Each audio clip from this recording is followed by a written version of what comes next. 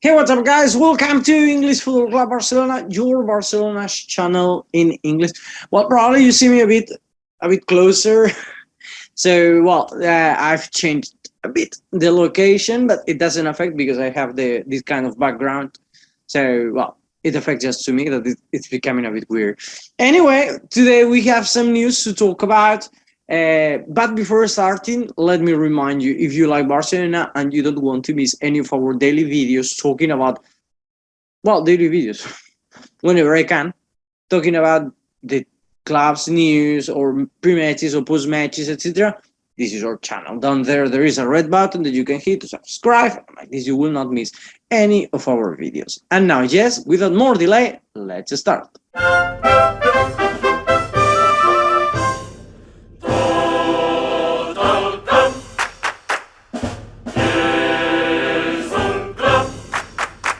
Well, the main news today, what the most impressed me today, is that Frankie de Jong is going to get married.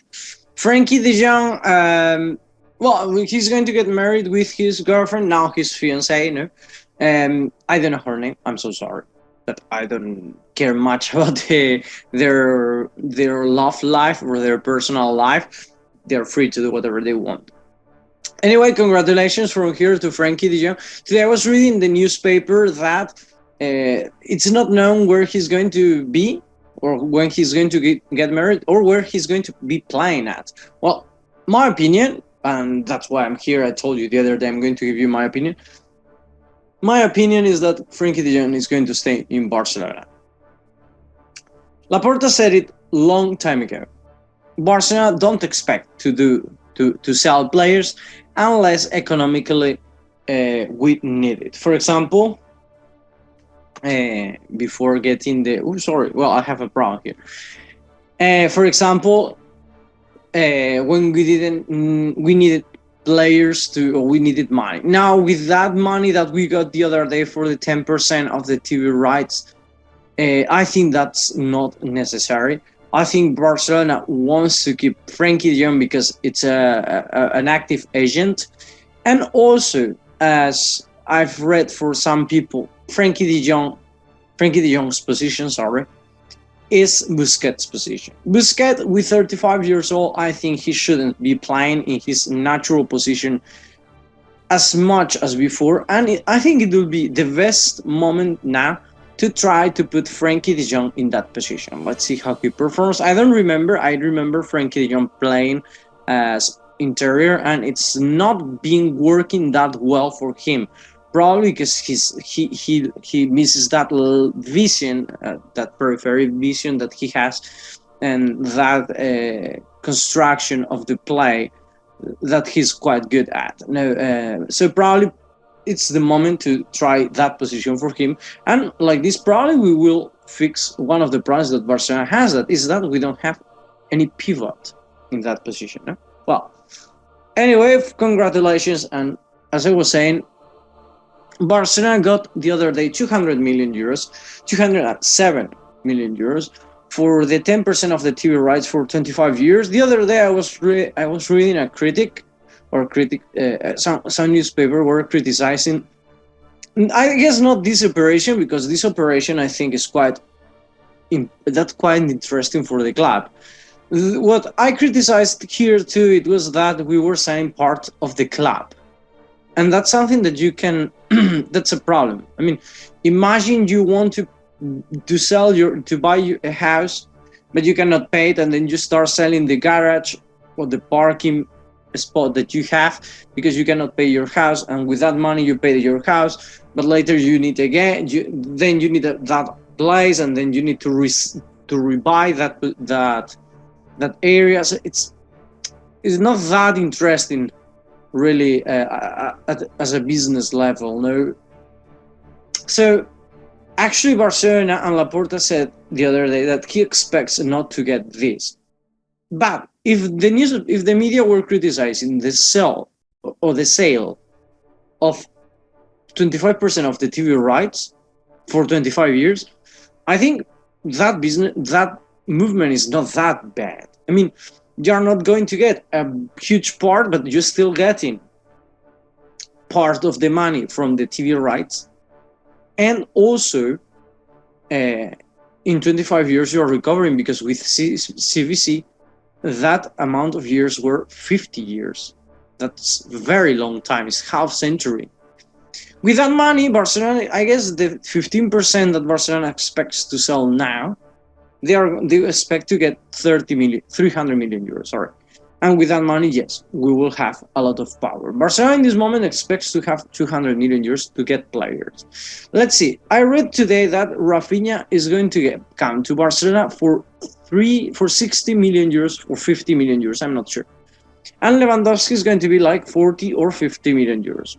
Depends. Barcelona, I think at the end we are going to reach those 50 somehow. 45 plus 5 or 50. I think it's going to be 45 plus 5. And Rafinha probably is going to be 50 plus 10 or 60 at the end. It depends, because the waves are always there in football. The main confusion I have is about Koundé, because for Lewandowski and Rafinha we will have to spend more or less 100 million euros. Then we expect to get Azpilicueta and Marcos Alonso, which are 25 million euros more or less. So at the end we will have just 75 million euros. But Sevilla needs money, that's true, because they need to sell players to make the numbers for this season. But the point here is that they wanted to get 90 million euros for Koundé. I think that's previous season, maybe now 60 million. Anyway, it's a lot of money. And I don't think Barcelona should spend all the money in this moment. I remember we still have winter, and we don't want to reach winter as the previous year, like having no margin to sign players. So let's see if we can reach an agreement with Sevilla, put in Dest, for example. Difficult too, because as Alba is not going to stay, it's going to be difficult. But well, I don't know really, to be honest, but I expect that Rafinha and Lewandowski will come soon. But the plan of Barcelona is that after getting this money, they want to sign Christensen and Kessié as soon as possible. That's because they got an agreement, a verbal agreement, since long time ago. Verbal, as far as I know, probably there is any kind of signature there. But as far as I knew, it was there was an agreement with them, and Barcelona expects to sign them soon. It was clear. I mean, with all that money, I'm not sure how much to trust from all of this, because if before we didn't have money to sign even the players who came for free or who come for free, for example, Christensen or Kessié. Now with 200 million, I'm not sure how many players we can get anyway. Whoever will come or whoever will leave, this Monday we will have our first season or our first training of season. This preseason is going to be a bit tough for Barcelona. We start training on July the 4th, and the first match in La Liga is August the 13th. So it's going to be a very quick preseason, just 1 month. This first week is going to be just Monday, Tuesday, and Thursday for double session. And then Wednesday and Friday there will be just an evening session, and also Saturday, if I'm not wrong, there will be a morning session, and on Sunday we will play against Ulot, or on Sunday or on 11th. On 11th we will play against Ulot. Is a team of, I'm not sure how it's called, that category now. It's called like Spanish Football Royal Federation, something like that. Well, the first division. I'm sure it's the first division of that federation or of that league. So it's going to be a rival for Barcelona. So we should not have any problem, no?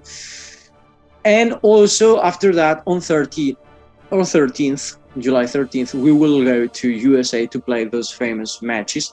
And later we will come back, play the Gamper. We don't know against who because Roma left. We will see now. But well. And the one who will not be there for sure is Lenglet. Lenglet, it seems that he's in London in this moment to sign his new contract with, or not contract, I don't think it's a contract, because he's sent as a loan. So there will be some conversations about what's the conditions of this loan. But Lenglet is there. He knew that Xavi... Xavi, I don't think Xavi said to him, he doesn't count to him, but he'd say like, you're not going to have so many minutes now. So if you want to leave, the doors are there. No, I think Xavi is quite direct about that and quite good. No? Another one who may not be is Dembele. Dembele, probably now, something that is true is that he didn't have any pre-agreement with any other club, because he's a free agent since yesterday and he didn't renew, or he didn't announce any contract with any team, nor any team announced Dembele's a sign. So it's a bit, I mean, more or less it seems that it was real that he wanted to stay in Barcelona, no? But we will see. To be honest, I have no opinion about that. Having Rafinha again now and etc., I think it seems that it's going to be, don't know, two players in the same position, etc. Maybe competitive. That's actually what Xavi wanted. No, we will see. Well, we will see what happens now that we have those 200 million euros. Probably Barcelona may offer a better offer than they did before, but I don't think it's going to be that higher. Or probably it's not going to be what Dembele is expecting. So probably soon we will see what happens with his future. But by the moment, he's not convoked for Monday. And the latest thing I wanted to talk about is about this. No longer the stadium is going to be called Camp Nou, at least for the next, if I'm not wrong, 10 years or 4 years. Not sure. There were different kind of conditions in the agreement. But anyway, in this moment, it's called Spotify Camp Nou.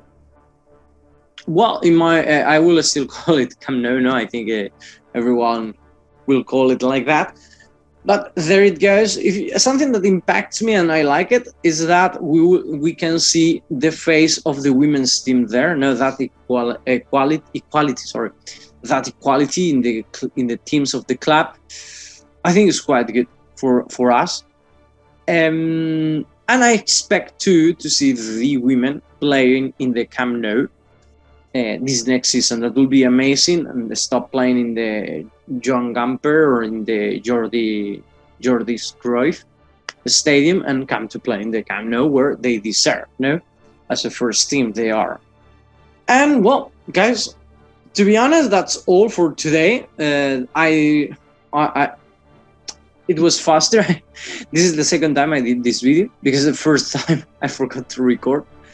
So, well, guys, hope you enjoyed the video. Remember, whatever is your opinion about any of the topics we talked today, down there, you can leave your comments, and if we can, and we know what to say, we will reply you. Thank you for watching us, and see you in the next